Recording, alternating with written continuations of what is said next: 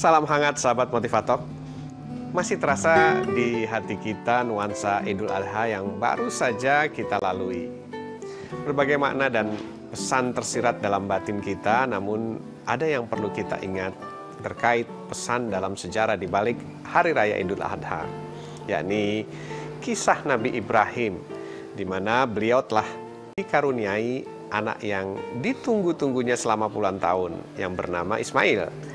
Namun ketika Ibrahim dalam kondisi sukacita tiba-tiba mendapatkan ujian. Ujian datang dari Allah bagi Nabi Ibrahim. Nabi Ismail tentunya bukan hanya seorang anak dan buah hati, harapan dan kecintaannya, namun sudah lama sekali didambakannya. Tetapi ternyata di tengah rasa bahagia itu, tanpa disangka-sangka turun perintah Tuhan pada Nabi Ibrahim untuk menyembelih putra kesayangannya itu. Nah, bagaimana kita bisa mengambil pelajaran dari kisah ini? Mari saksikan Motivator malam ini bersama saya, Ayah Edi.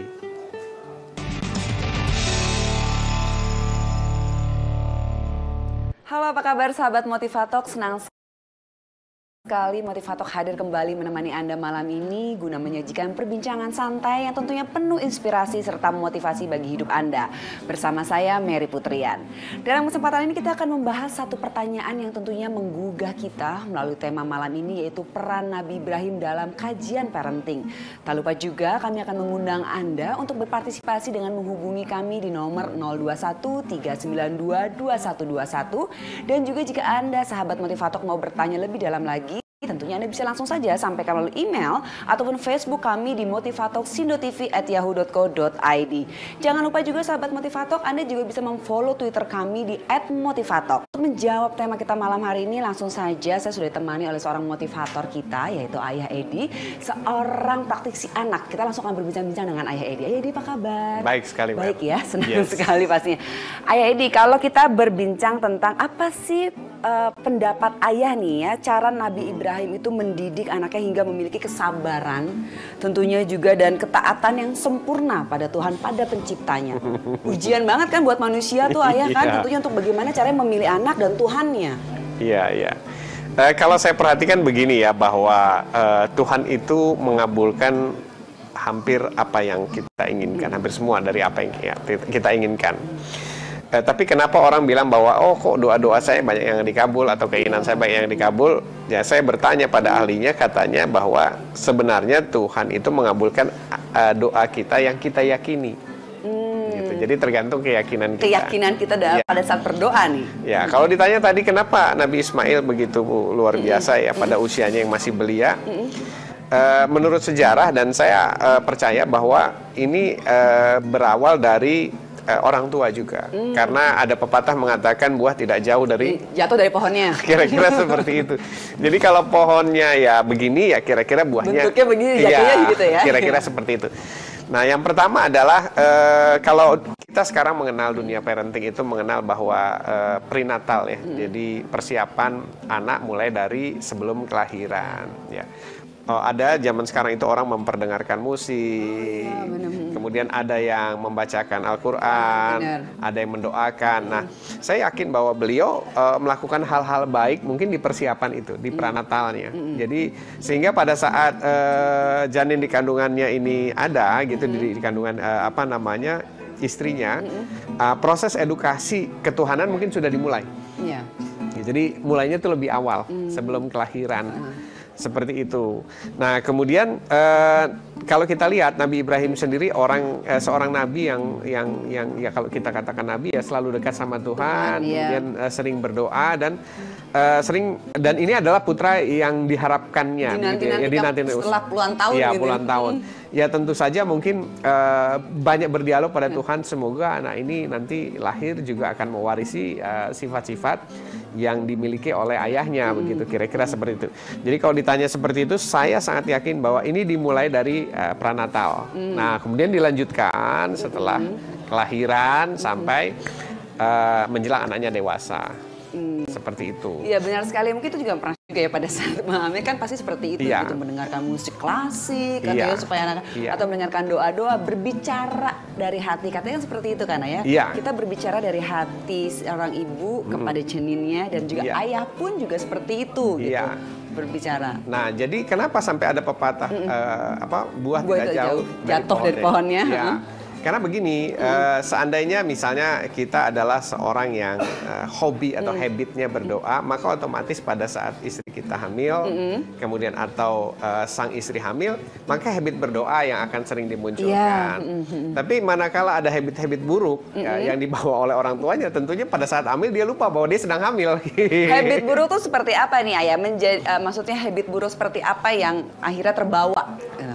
Saya tidak tahu tentang kondisi buruk dan Iya. baik ya, karena tiap orang Berbeda, iya. relatif ya. Tapi kalau misalnya kita menganggap sebuah perilaku anak itu buruk, nah, kemungkinan besar dulu pada saat kehamilan orang tuanya melakukan itu tanpa sadar. Iya, makanya ada gitu. yang mengatakan bahwa Pak Mali sebenarnya kalau pada saat istri hamil gitu ya, atau orang tuanya melakukan sesuatu hal yang tidak pantas. Kira-kira seperti itu itu, ya. ya. Nanti kita akan lanjutkan lagi ya. Ya. Dan tentunya sahabat motivator, Anda jangan kemana-mana, tahan sejenak. Mungkin Anda juga bertanya nih, bagaimana sih baiknya seorang ayah atau karakter seorang ayah ini untuk bisa mendidik anak-anaknya. Yes. Tetap bersama kami di Motivator.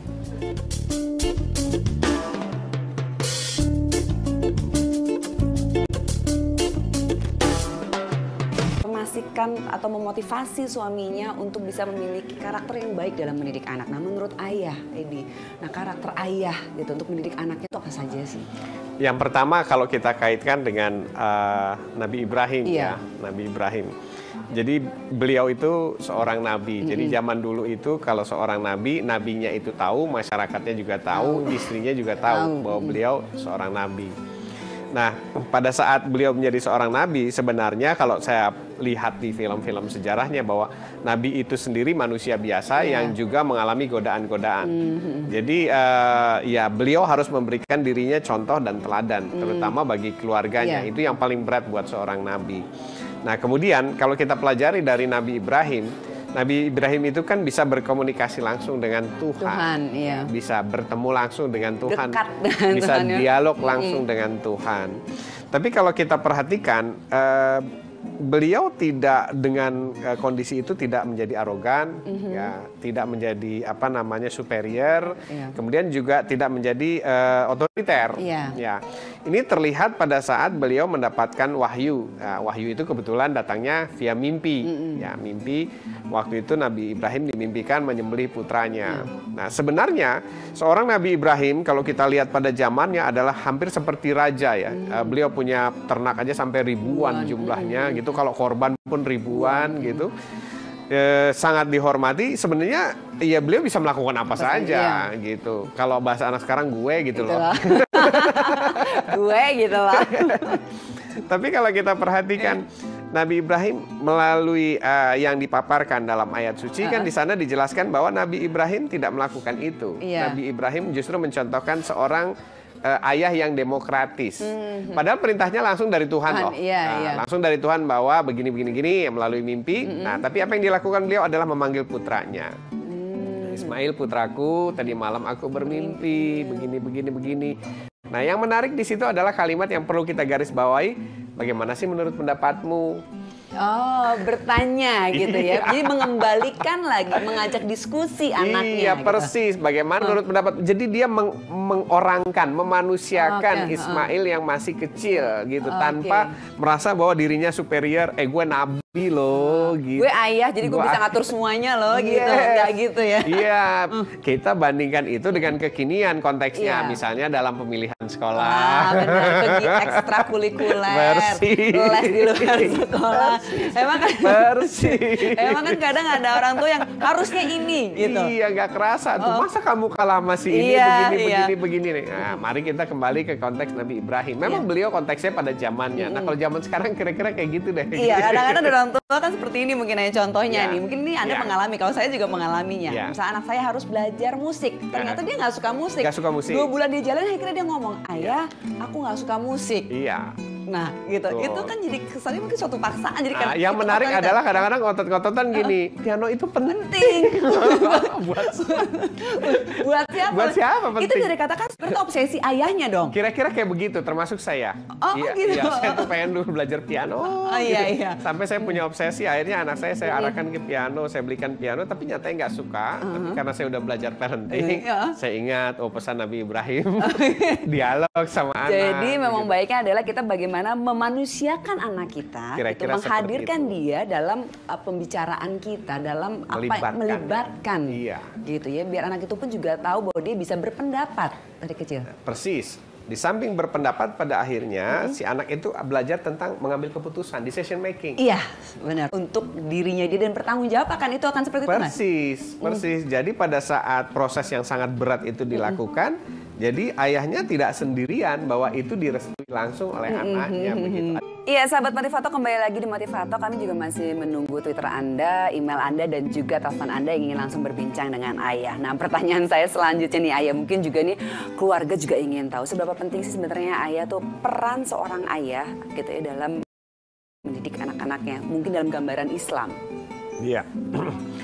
Kalau dalam perspektif Islam, ayah itu adalah pimpinan keluarga, nakoda.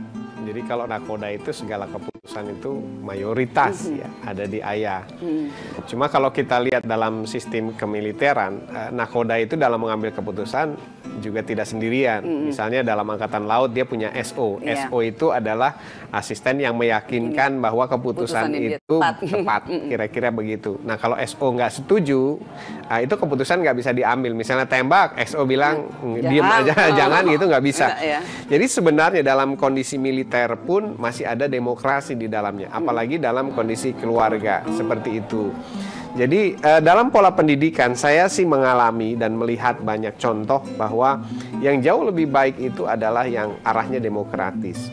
Dan saya juga terkaget-kaget pada saat mengetahui bahwa di zaman Nabi Ibrahim sendiri prosesnya sudah seperti itu. Jadi sudah demokratis, sudah melibatkan anak, sudah berdialog, pergi bersama-sama. Nah yang menarik adalah tambahan dari sana kan Nabi Ibrahim tidak sendirian. Nabi Ibrahim punya istri namanya Siti Hajar. Nah pada saat itu otomatis pada saat sepakat ini bahwa ini saya menjalankan perintah Tuhan untuk pergi bersama anak saya. Waktu itu Nabi Ibrahim bilang sama istrinya bahwa tolong kasih pakaian yang paling bagus, saya mau pergi sama anak saya dan sebagainya. Nah kemudian dalam konteks ceritanya ada godaan dari setan, dari iblis gitu yang menggoda bahwa hei Siti Hajar, Ibrahim akan begini. Nah itu kalau dalam konteks kekinian sama dengan kalau dalam parenting saya adalah ayah dan bunda itu harus kompak. Jadi kalau kita mengambil keputusan A ya A, B ya B. Nah meskipun tetangga bilang begini, begitu. Bisik-bisik tetangga gitu. Bisik-bisik tetangga. Apalagi kalau kita yang tinggal di komplek perumahan. Wah itu kenceng banget itu. Semua pengen ikutan gitu. Apalagi masalah les ya. Misalnya kok anaknya nggak ikutin les ini. Kok udah gini belum bisa ini. Aduh itu kadang-kadang godaan-godaan seperti itu yang akhirnya membuat kita tidak satu suara antara suami dan juga istri. Gitu kan, Ayah. Nah bahayanya adalah pada saat istri dan suami tidak satu suara, anak akan bingung. Saya harus ngikutin yang mana. Kalau kebingungan ini terus berlanjut, bisa jadi dia tidak dekat dengan orang tuanya, malah dekat ke teman-temannya.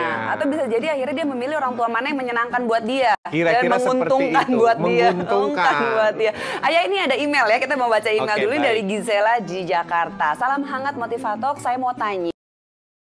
Mengapa keteladanan merupakan salah satu metode dalam pendidikan Islam yang pengaruhnya luar biasa bagi anak? Apakah metode tersebut hanya untuk yang beragama Islam saja? Terima kasih Gisel atas emailnya. Silakan Ayah. Baik, Islam itu rahmatan lil alamin, artinya universal, blessing for all universe gitu. Jadi kalau misalnya kita mau ya nggak apa-apa lakukan apapun agama kita karena itu kan prinsip universal. Kenapa saya katakan prinsip universal begini?